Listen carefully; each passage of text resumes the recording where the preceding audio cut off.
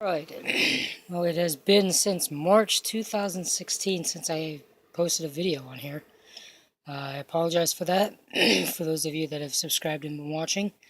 Uh, I lost my job at Taco Bell, so I was looking for a new one. Um, and that took precedence over doing these videos. Anyway, uh, today, I was going to do this yesterday, uh, November 14th, but I had pink eye. Still got a little bit of it. I've been working on it. Bacterial pink eye. Got it from a nephew. Awesome. Yeah. Didn't know about it till 2 days later when it started to develop. Anyway, so on this one, we're going to do some science fiction, science fact stuff. Uh, Iron Man is real big right now. Everybody's watching all the Avengers, the Iron Man series, even Captain America Civil War. So we're going to talk about a real life, semi-fully functional Iron Man armor. So let me show you what I have here. Mine's listed as Mark 1 because, let's face it, going by Mark 42 or 46, which is in Civil War, is just a little ridiculous. Having a new suit for every new movie is kind of over the top and expensive. So Mark 1 is not going to be a big bulky thing like the first Iron Man movie. So here it is. This is my Mark 1. As you can see, normal suit, aerodynamic, it's small. There are all the black down through here is a Kevlar Bioweave Nomex survival suit. All the red would be the metallic body armor. I don't know if you saw that. We'll do it like this so I can see what you're looking at. So that's everything there. Simple. In the middle would be your power source, the light. Okay? That's my Mark 1. That's based off, I believe, the Mark 6 series of suits that he did.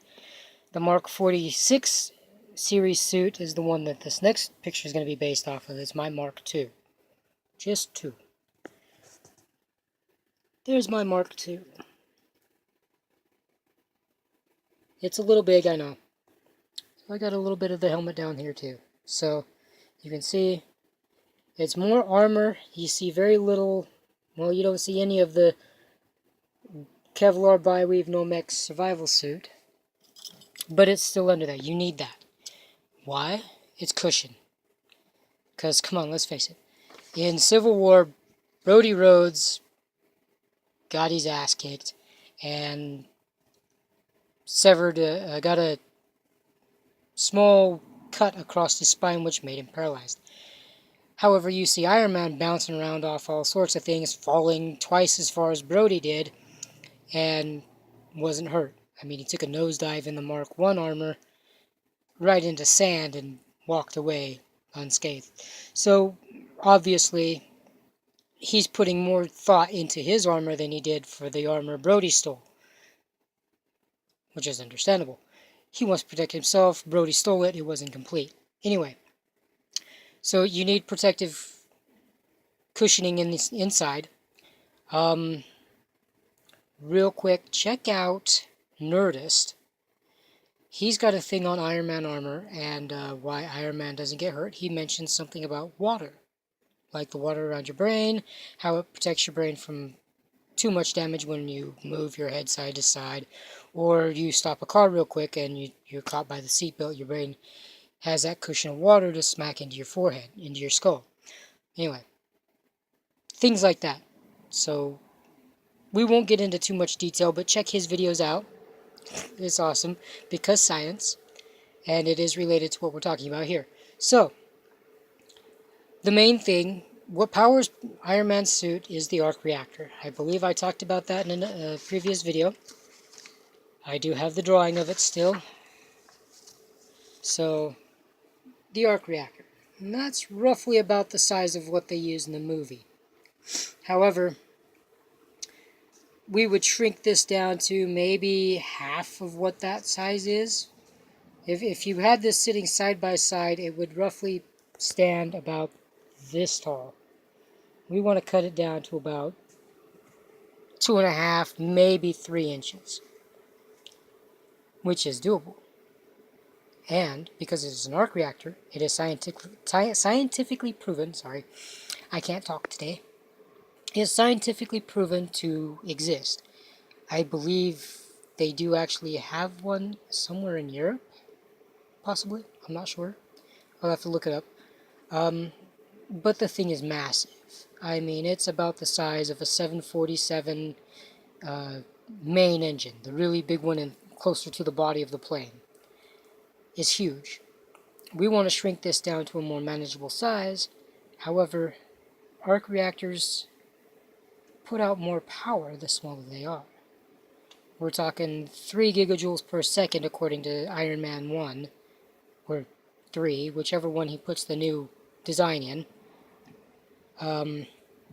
But more power than that wouldn't be too bad, right? I mean, you got to power a lot of systems, hydraulics, the computer systems, the targeting systems, the weapons themselves, plus the flight control systems, and then the energy itself put out by that for the flight, for the weapons. Basically, you're a giant electric vehicle. So, let's do it. And yeah, if you notice, my hair kind of sticks up in the back here like Wolverine. It does it on this side too. So maybe I'll just leave my hair this short for a while and see if the rest of it comes out the same way. It's normally why I don't have it short. It's normally really long because of this. And people keep asking me if I'm using gel to keep it up like that. No. I actually woke up about 2 hours ago. I've combed this thing several times, watered it down, combed it, and when it dries, it pops back up. Anyway, so we want to build the arc reactor small, 3 inches at the 3.5 inches at the most on height. Diameter wise, no more than 2 inches because you have to hold this on your chest and you need a lot of room for wiring and electronics and other things like that to work your suit. Now, for the fun part. How is this thing going to fly? Well, you can't fly just based on energy like they show in the movies. Because thrust without control, you end up like the very first one where he slams into the wall, does a belly flop into the wall, and then lands on his face and is hit by the fire extinguisher. So you want to be able to control how much thrust you're putting out. The computer system can control how much energy is going to your thrusters, but you need something to control the thruster itself. So in my Mark 1 design here, I've gone with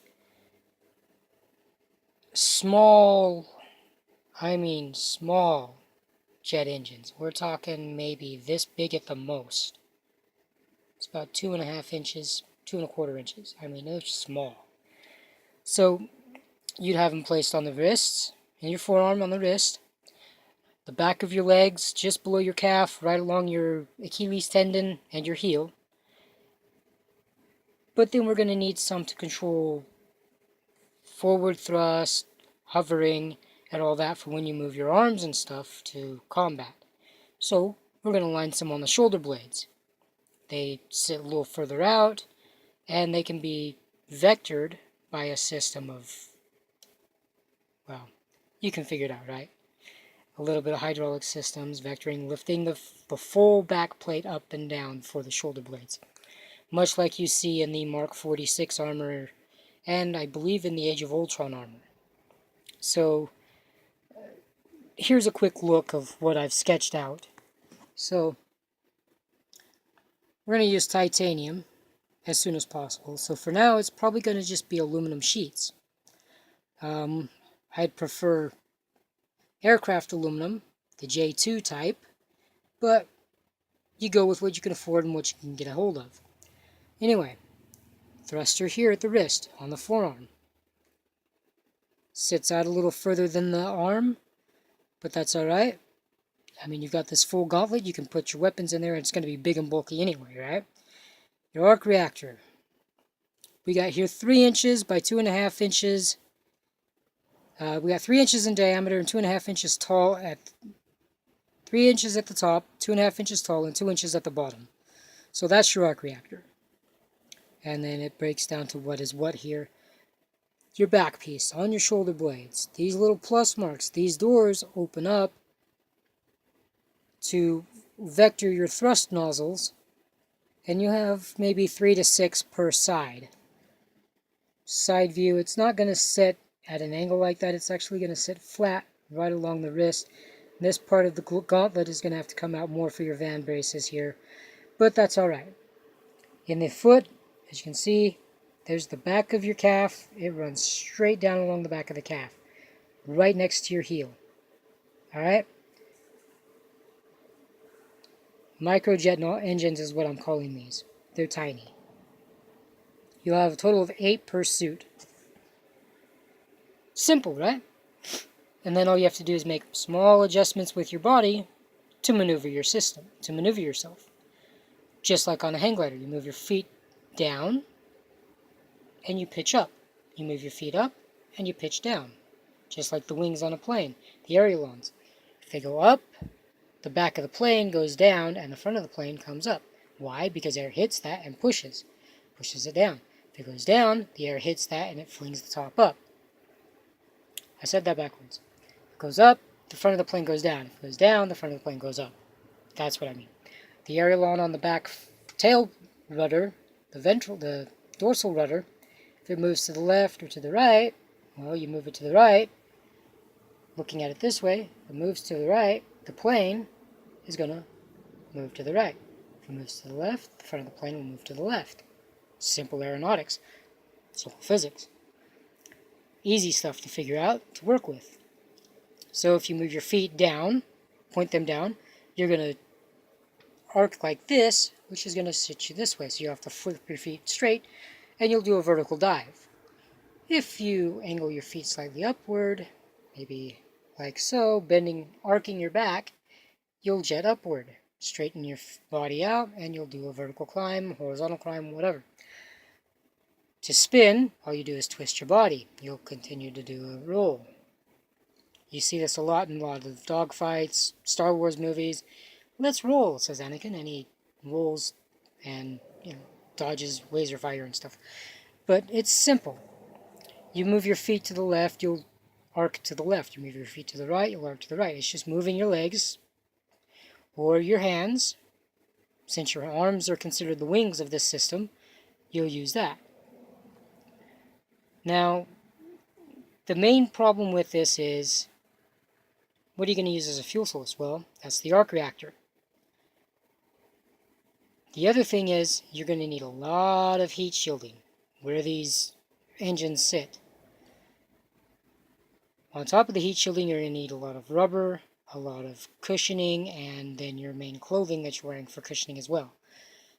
This suit will roughly weigh about 400 pounds, so you're going to need hydraulic systems to run it, which means hydraulic fluid. So you're talking, all in all, this thing's going to weigh around 600 pounds. And depending on how tall you are, that's a lot of weight combined into something. So I think we'll cut it off there, because you can design your own suit, figure it all out, and then please, by all means, post videos of what you've got in the results. Subscribe if you haven't already, and leave me questions and comments and what you want to see or talk about, and we'll go on from there. All right? Have a good day, everybody.